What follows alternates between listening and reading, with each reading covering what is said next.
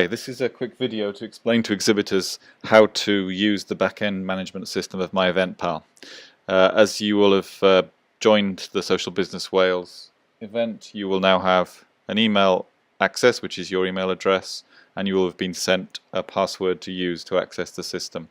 If you type those in here in the login screen at the admin page, which the link is in the email you've been sent also. If you click login, you'll then be taken to the dashboard, which shows you the number of events you're registered to. In this case it's the one, Social Business Wales.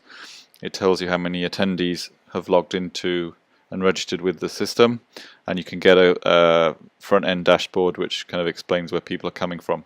More dashboard data will appear here over the next week or so as we collect that data. You can see on the left here is the menu board. There are 4 selections as an exhibitor. You can see your profile, and you can change your password here. This is a free account, you don't need to worry about this field. Just really it's the profile and if you want to change your password. The second section is dashboard, which we were just at. The third is the most important section. This is where you can see you've been allocated an iBeacon. You don't need to worry about the technical data for the beacon, which is its identifiers. All you really need to worry about is going in and adding content. So you click on edit there to go in on your beacon. Again, you don't need to worry about the top section of this. The important sections for you are the title. So you can give the beacon the title that helps you to recognize it. You can put some free text description in here, including my spelling mistake. And this bottom section is where the most important part is. So you can add different types of content. If I click in this box, you can see I can add an image, which is a static image, JPEG for example. I can set a video to run. We recommend short videos because this will pop up on the attendees' phones. I can put in an audio file, which could be a commentary or a description. I can set up a poll, which I'll show you in a second, or I can load up something like a PDF brochure. So those are the different types of file I can load. If I do select a poll, we then need to go to another section of beacon management, which I will go through in a second. So for example, if I want to upload an image, I just select image, I click browse, opens my file browser, and I can open an image file. Don't need to worry about the preference. This is a setting if you want your beacon just to activate for attendees who've selected a certain type of shopping preference. In this case, we've selected all the shopping preferences for you in advance. So once I've selected that file, I then click save. You can see it's then uploaded the file for me. Depending on the size of the file, a video or some larger images or PDF files, it will take a little while to upload. You can see the progress in the bottom left corner.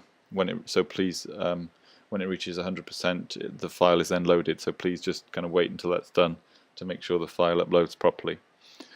And that's it. You're done. The content is then set on your beacon, and when the event is live, when attendees come with the MyEventPal app open on their Android or iPhone, when they get within range of your beacon, that content will then automatically pop up on their phone.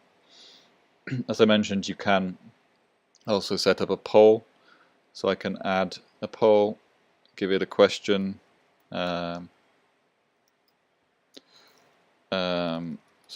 Put what kind of poll you want to do, what's the question you want to ask the attendees.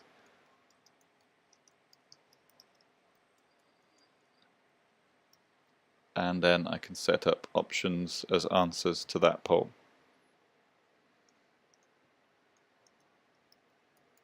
Again, what this means is when the attendee gets within range of your beacon, the poll will pop up and they are then able to select an answer for that poll, and then you can see the data. So obviously there's more days in the week, I just added those. And then if I want to do that If I go back into edit, I choose poll, and the poll there is the day response poll, and I can save that. So now that is a poll beacon, and you can see the content has changed to poll. Once the system is live, if you click on the poll report tab, I can see my poll. At the moment there's no data there, so it won't show you anything. When the system is live and people are responding to your poll, you will see the data, and I can then also print that response out. The last section of beacon management, which is important, is the proximity report section. There'll be another video closer to the time to explain how this works. Basically, in here you will have a list of all the attendees that have been in proximity to your beacon. You'll be able to see their user email, what was the beacon name. In this case you only have one beacon, so it'll be your beacon allocation, the date timestamp for when they were in range of the beacon, and then you're able to add notes to each user. So you can do that real time at the event and add in notes about the conversations you've had with them, or at the end of the event you can see all the people that interacted with your stand, and you can set that as an export to a PDF or CSV file for you to then do ongoing client relationship management. But we'll send a video about that close to the time to explicitly explain how to do proximity reporting actually at the event or after the event's completed. The last tab in here is the reporting tab. This gives you more details around what was happening at the event. Again, this is blank at the moment because the event hasn't carried on, but you will be able to see things as the age range, the attendees, the shopping preferences. In this case it'll be all of them, but then you'll be able to see again the details around how long attendees were at your stand and how long they lingered at the stand, and other kind of beacon data that's relevant to your stand. Okay, that's it for this first introduction video. As you can see in the email you've been sent, if you're having trouble uploading your content, there's a share file link, so you can just load the content with your company name in the file type, and then we can attach the content to your beacon for you if you're having some issues. Okay, thank you very much.